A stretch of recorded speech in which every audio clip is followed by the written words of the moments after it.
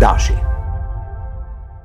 Në Shtetet e Bashkuara të Amerikës, një fshatar, një bujk, apo një farmer, si që quhet në Amerikë, se e qajnë të pjesën, fiton vetëm 5% të çmimit të shitjes së një buke të prodhuar me grurin e tij.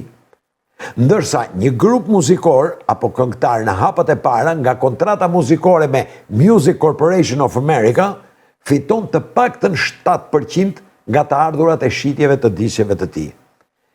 Pse ti tregova këto, o njeri i shenjës dashit? Sepse kam një këshill për ty.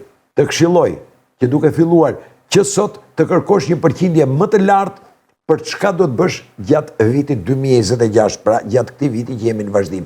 Përqindja që po them natyrisht është metaforë. Ajo që unë po të këshilloj është që të kërkosh më shumë vlerësim apo respekt për punën që bën apo për atë çka prodhon. Duke kërkuar më shumë, respekton më shumë talentin dhe kompetencën tënde, duke kërkuar që po të njëjtin gjë të bëjnë edhe të tjerët me ty, të respektojnë punën tënde.